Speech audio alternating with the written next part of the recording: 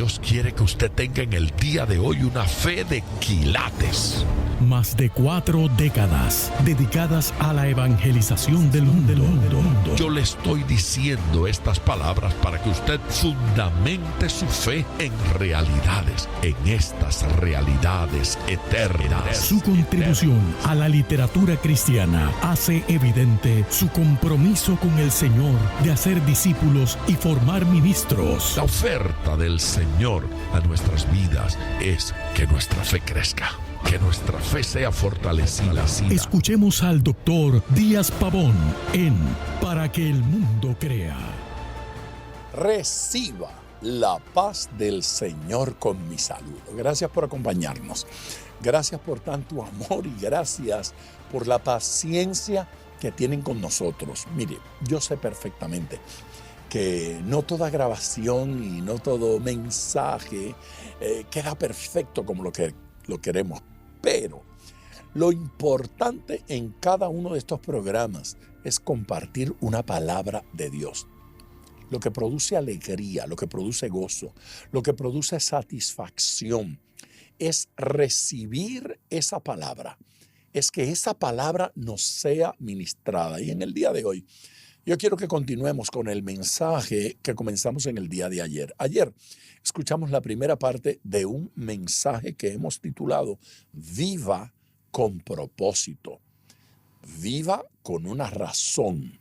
Viva con motivación.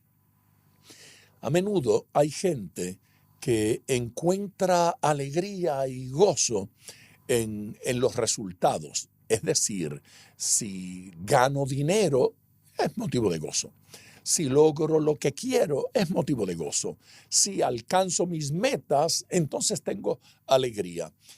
Pero ¿se da cuenta usted que hay escenas en toda la Biblia de hombres que aunque no lograron hacer aquello que ellos en lo personal deseaban, lograron hacer aquello que Dios quería?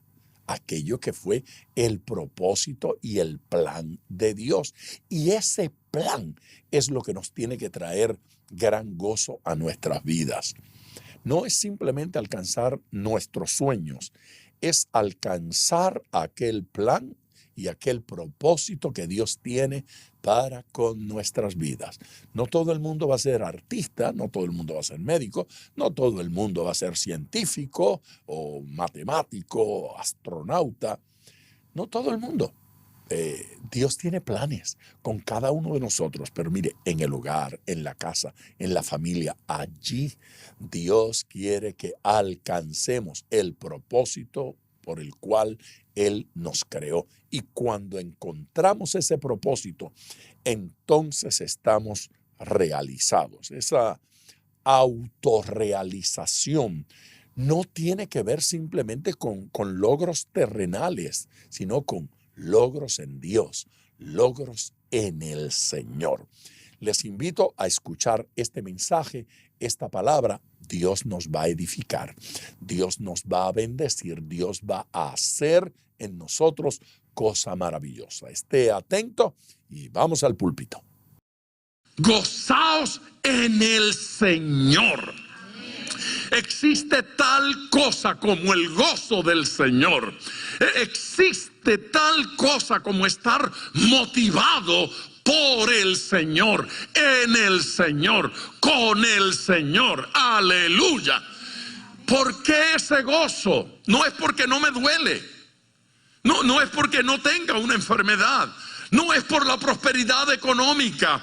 Este gozo trasciende a todo eso. Se puede estar gozosos cuando la situación económica no es lo que yo quisiera, cuando no estoy en el lugar que yo quisiera, cuando no tengo el ambiente que yo quisiera, pero estoy sirviendo al Señor, a quien amo con todo el corazón. Alguien que le dé gloria al Señor, alguien que pueda bendecirlo, alguien que pueda glorificarlo.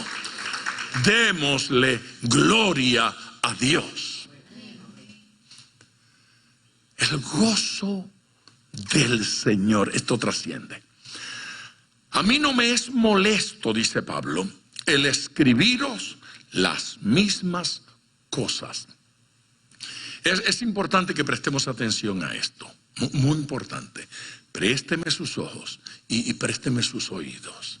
Quede donde está y escuche bien lo que le voy a decir. Algunos teólogos creen que esa expresión del apóstol dice que antes de esta carta a los filipenses hubo otras cartas. Algunos creen que en efecto se escribieron varias cartas antes de esta. Otros dicen que cuando el apóstol dice allí que no me canso, no me molesta el escribiros las mismas cosas, se refiere más bien a que anteriormente él les había hablado a ellos y ahora está insistiendo en lo mismo, o que en los versículos anteriores de la carta lo había mencionado. Pero es que todo parece indicar que fue otro escrito.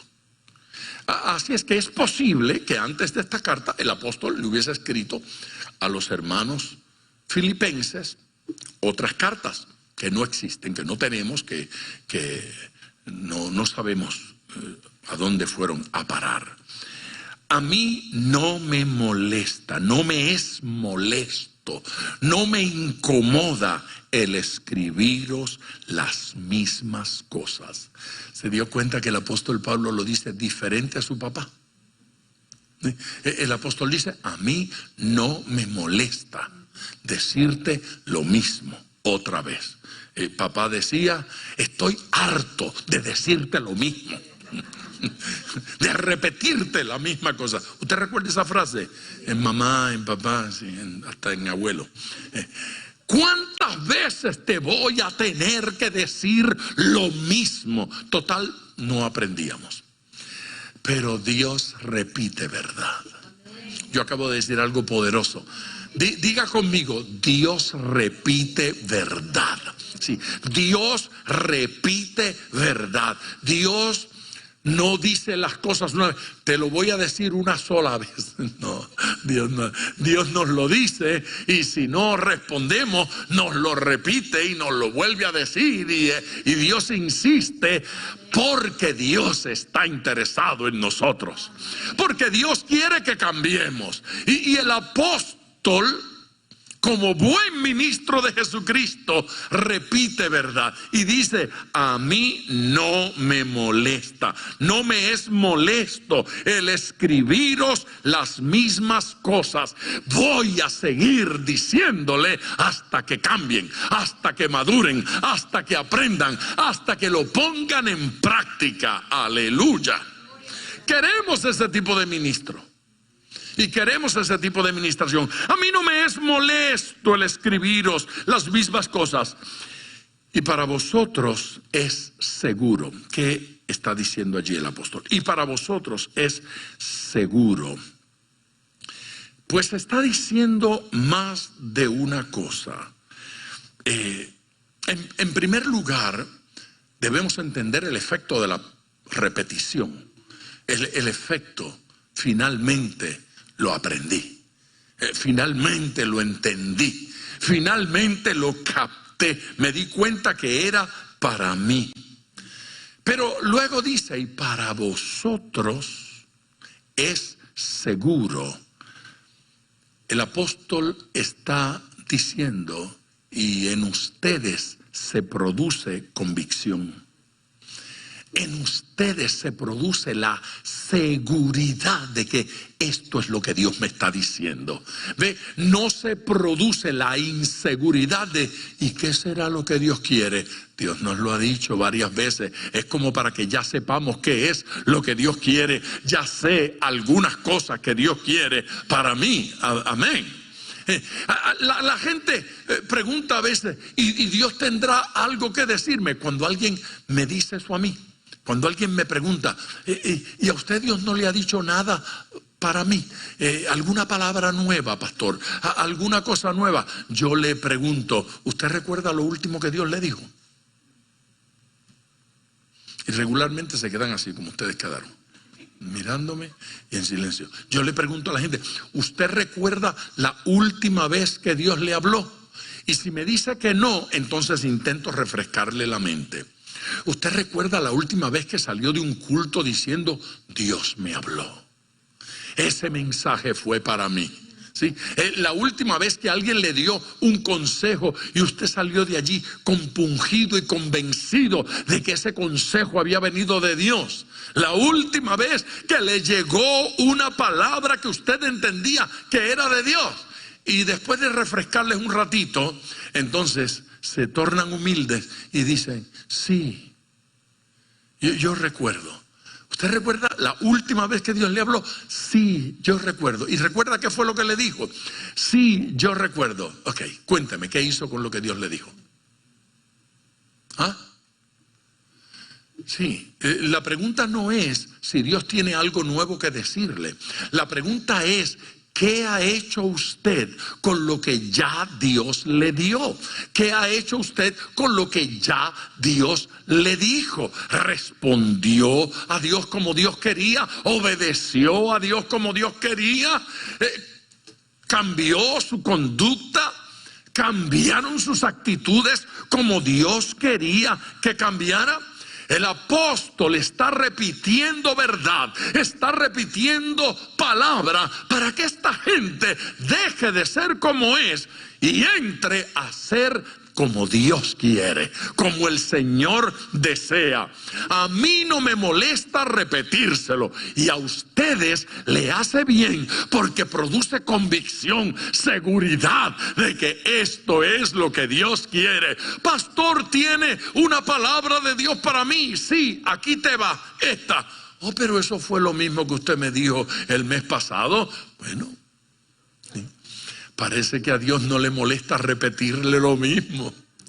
Parece que Dios está esperando que hagamos algo con esa conducta.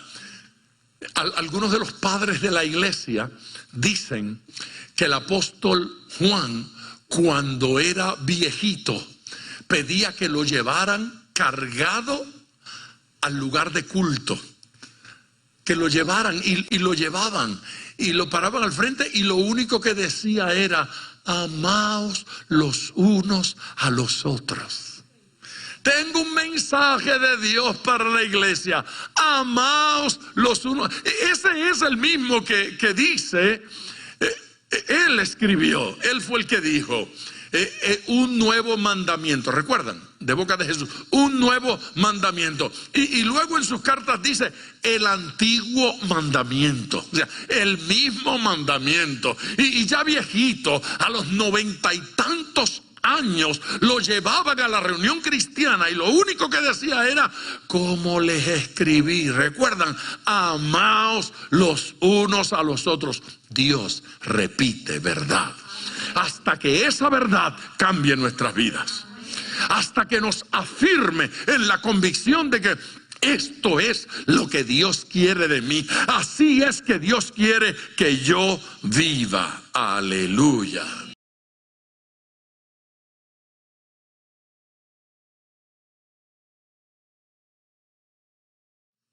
El que no se afirma en la verdad corre el peligro del desánimo.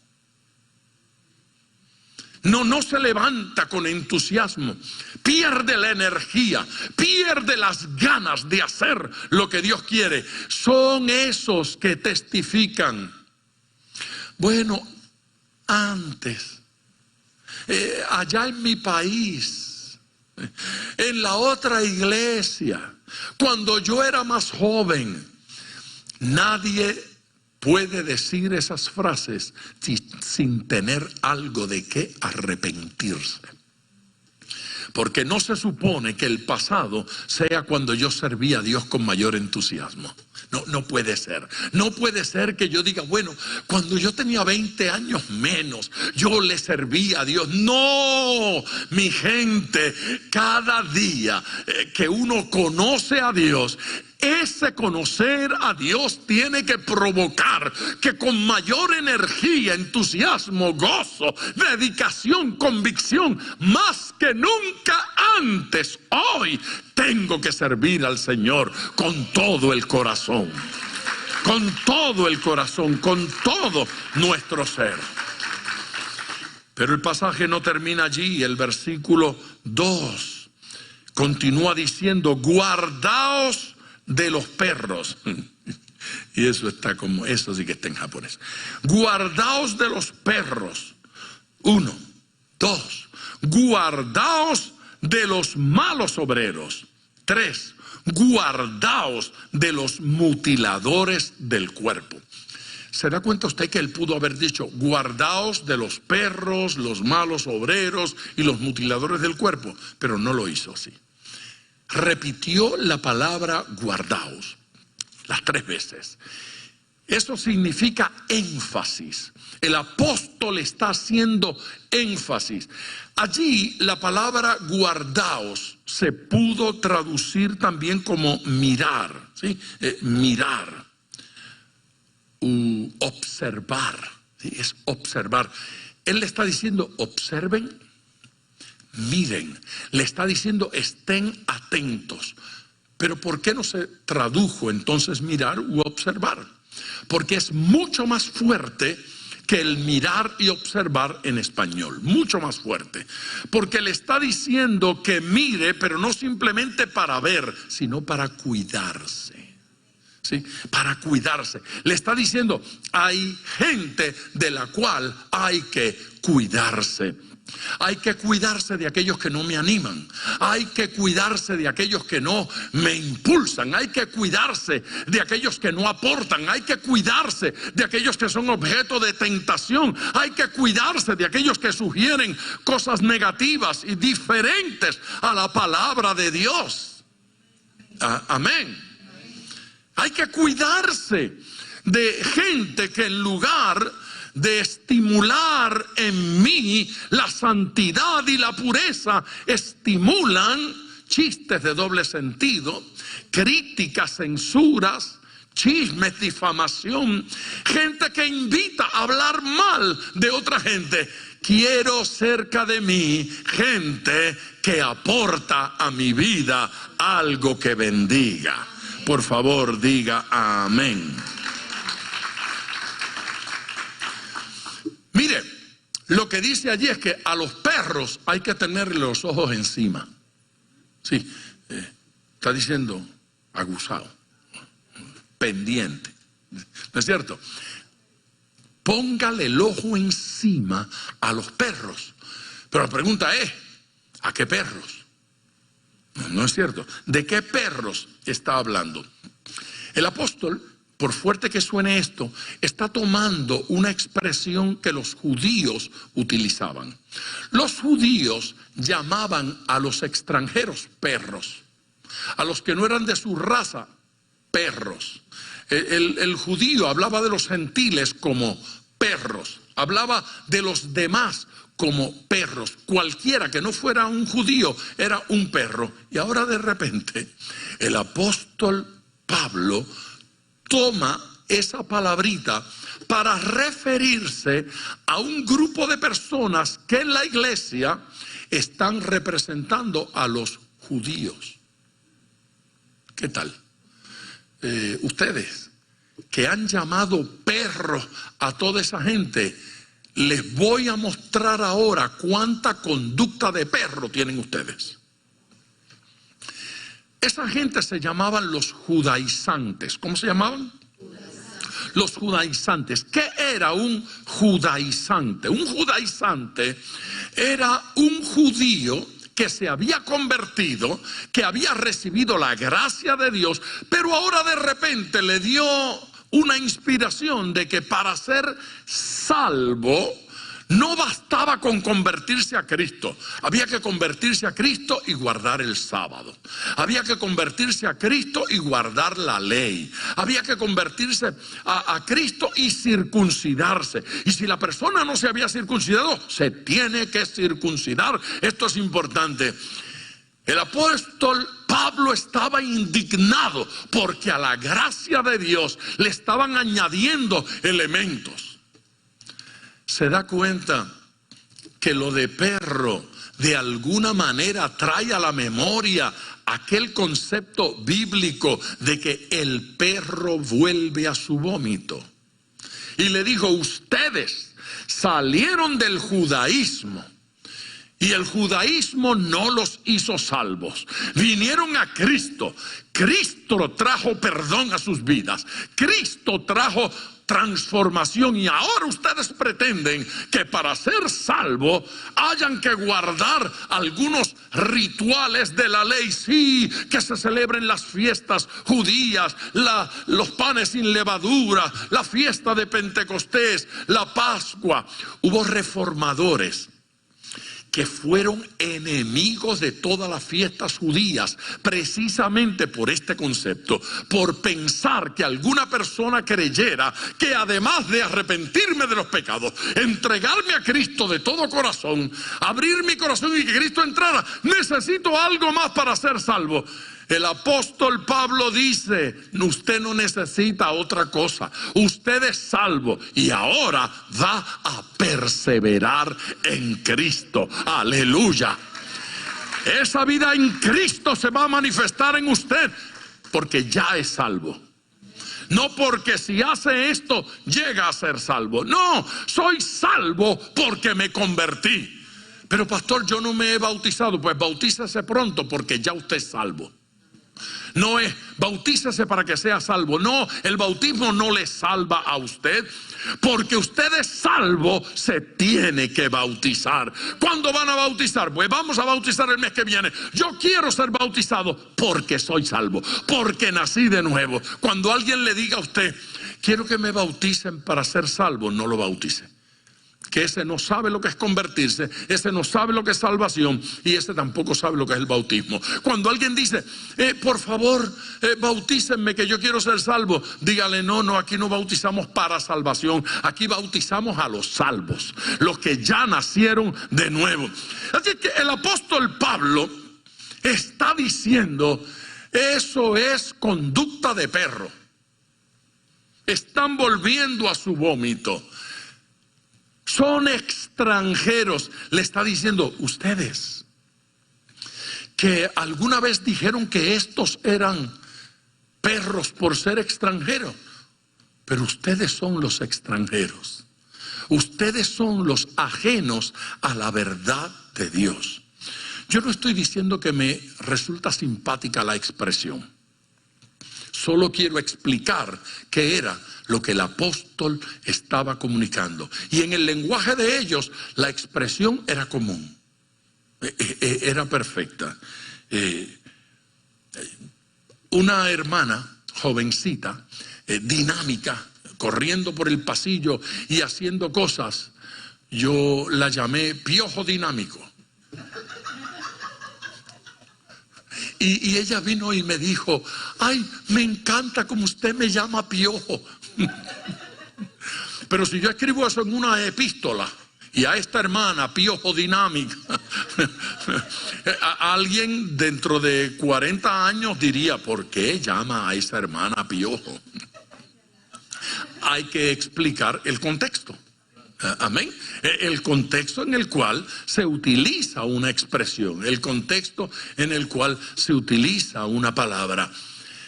Ellos entendían de lo que estaba hablando el apóstol. Y sabe, el apóstol estaba hablando de líderes. Él está hablando de unos que se llamaban ministros, de unos que se llamaban predicadores. Los llama perros. Guardaos de los perros. No es cierto que hay que guardarse de esa gente que quiere añadirle a su conversión otro elemento. Y entonces dice, y guardaos de los malos obreros. Los está llamando malos obreros a estos señores.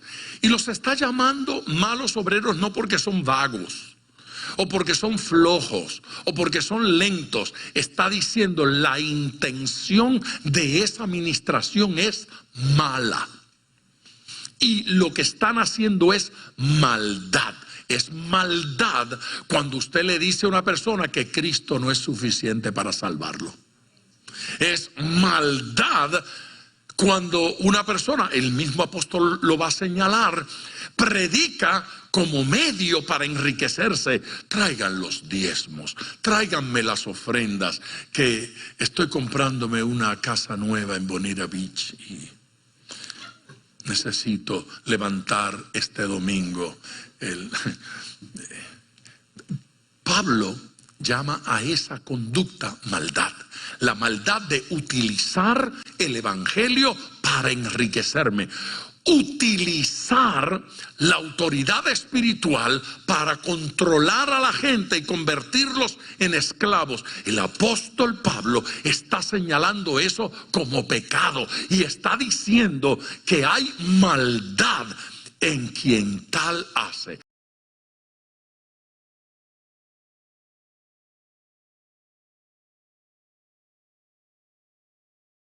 Así es que guardaos de los perros y guardaos de los malos obreros. Abran los ojos. Guardaos de los mutiladores del cuerpo. ¿Qué son los mutiladores del cuerpo? Nuevamente, el apóstol está haciendo un juego de palabras. Conocemos la palabra circuncisión, ¿no es cierto? Circuncisión. Pues Pablo utiliza esa palabra solo que le da la vuelta para convertirla en mutilación. La palabra circuncisión significa cortar en derredor, ¿sí? Cortar en derredor. Pero Pablo dice lo más parecido a hacer cantos o machetear, o él dice que cortaron. No dice cortar en derredor, sino picar. Entonces Pablo dice, eso no es circuncisión. Ustedes no circuncidan, ustedes mutilan el cuerpo. ¿Por qué? Porque la circuncisión no tiene validez espiritual.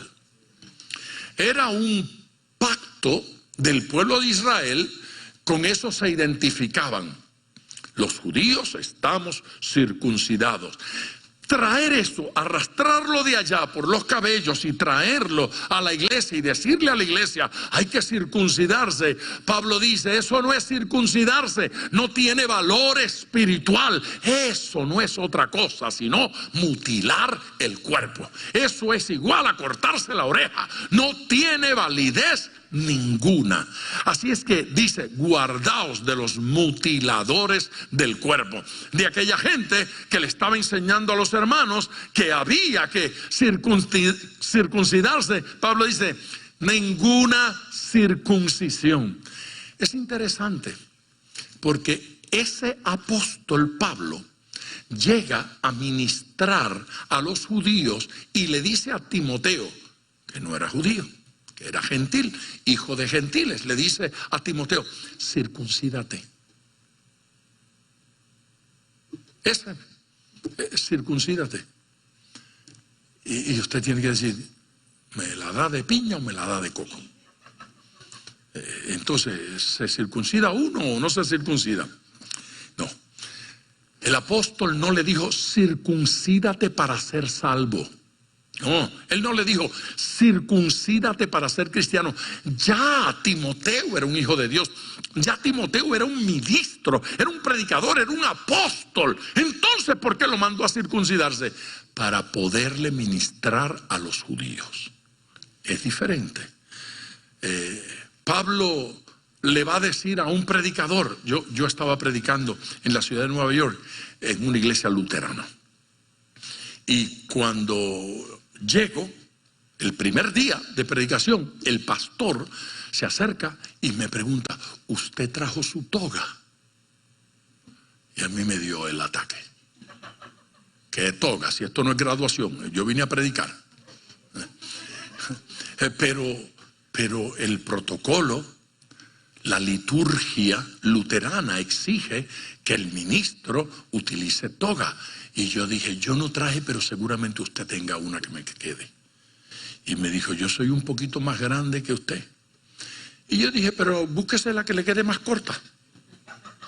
Así es que él encontró una y me la dio. Y yo prediqué toda la campaña con mi toga. ¿Por qué? Porque yo creo que hay que usar toga para ser salvo. No. Porque yo creo que hay que usar toga para estar ungido. No. Porque yo creo que hay que usar toga para predicarle a los luteranos y no escandalizarlos. Amén. Entonces, como a mí la toga no me hace daño, la uso para predicarle a ellos y para ministrar. Y donde me exigen que vista de cierto color, o que no utilice cierto color, o que no utilice ciertas frases, lo hago, pero no para ser salvo. Lo que está indignando al apóstol Pablo no es que se circunciden, es que digan que hay que circuncidarse para ser salvo. Hay razones médicas, alguna gente se tiene que circuncidar por razones médicas, y Pablo eso lo hubiese aceptado. Lo que no aceptaba es que alguien le dijera: para tú ser un hijo de Dios, tú tienes que guardar la ley. Pablo hubiese respondido: nada de eso. Jesucristo ya cumplió la ley. Jesucristo ya pagó el precio. Somos salvos por gracia, por fe en nuestro Señor Jesucristo. Guardaos de los malos obreros. Guardaos de los perros. Y guardaos de los mutiladores del cuerpo. La historia termina aquí con un interesante comentario de Pablo. Porque nosotros somos la circuncisión. ¿Qué es eso? Porque nosotros somos la circuncisión, los que en espíritu servimos a Dios y nos gloriamos en Cristo Jesús, no teniendo confianza en la carne. Ese porque está diciendo: ahora concluyo, para que lo entiendan todo. Porque nosotros somos la circuncisión. Pablo está diciendo: la circuncisión que vale no es la del cuerpo físico. La circuncisión válida es la del corazón. Un corazón contrito y humillado, no, Dios no lo va a rechazar. Dios no lo va a despreciar. Dios no lo va a abandonar. Donde hay un corazón arrepentido, allí lo alcanza la gracia de Dios. Allí alcanza la misericordia de Dios. Nosotros somos la circuncisión. Nosotros somos la marca. El Espíritu de Dios en nosotros. Amén. ¿Quiénes son esos? ¿Quiénes son la circuncisión? Son estos: los que en espíritu servimos a Dios. No los que le servimos a Dios en la carne. No los que le servimos a Dios con una marca física. No los que llevamos a alguien colgando del cuello. No los que nos ponemos aquí o nos hacemos un tatuaje allá. Eso no es salvación. No es una marca física. Hay una marca de naturaleza espiritual. Aquellos que le sirven al Señor en espíritu. Aleluya. Y nos gloriamos en Cristo. ¿Qué significa eso? Eso significa que no digo soy salvo porque soy hijo del pastor, o el esposo o la esposa de la pastora o del pastor. No es soy salvo porque soy miembro de la iglesia tal. Soy salvo porque tengo un carné que dice que soy miembro en plena comunión. Soy salvo porque me bauticé. Soy salvo porque como la Santa Cena todos los meses, o todos los domingos, o todos los días, o a toda hora. Así no se es salvo. Soy salvo por Cristo. Me glorío en Cristo. No me glorío en mi religión. No me glorío en mi apellido. No me glorío en la raza. La raza no salva. Cristo salva. Cristo perdona. Cristo transforma a alguien que lo alabe con todo el corazón. La vida cristiana con sentido comienza a tener objetivos claros. Ahora sé para qué me levanto. Ahora sé para qué vivo. Ahora sé por qué me conduzco, cómo me conduzco. Servimos por el Espíritu de Dios. Eso de servir en el Espíritu es servir por el Espíritu Santo. Es por la acción de Dios. No tenemos nada en que gloriarnos. El Señor es quien lo está haciendo. Amén. El apóstol Pablo está diciendo que el verdadero cristiano depende de Dios totalmente. Depende del Espíritu de Dios en forma plena. Depende del Señor. Usted no depende de la iglesia para ser salvo. Usted no depende de la religión para ser salvo. No. Cuando yo era muchacho decían, hay que tener la palabra con uno todo el tiempo. Y los cristianos caminábamos 24 horas con la Biblia. Y el pastor ocasionalmente decía, y si usted no tiene la Biblia con usted, cuando Cristo venga se queda. Así que uno está en la compra en el supermercado, está con la Biblia, con un carrito allí, y echaba algo y seguía. Porque si Cristo viene me quedo, si no tengo la Biblia. No. La palabra de Dios hay que tenerla en el corazón. No aquí debajo del brazo. Esto nos salva debajo del brazo. La palabra de Dios en nuestros corazones, en nuestras vidas. Ojo, sería bueno que llevemos la Biblia a todas partes, pero para leerla, para hacer algo con ella, no como amuleto. Esto como amuleto no tiene ningún valor. La palabra de Dios es viva. Nuestra relación con Dios tiene que ser de esa naturaleza. Tiene que ser así.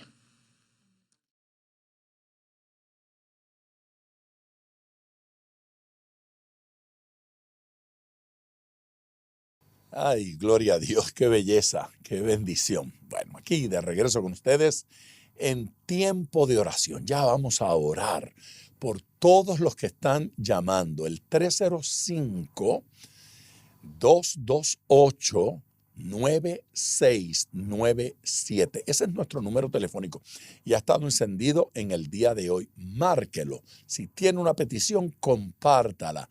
305-228-9697. Tome nota de ese número para que nos llame, para que comparta su petición y pueda yo convertirme en su socio de oración. Yo quiero acompañarle, yo quiero orar por esas peticiones que llegan y ver la mano de Dios respondiendo, ver la mano de Dios contestando. Les invito a orar.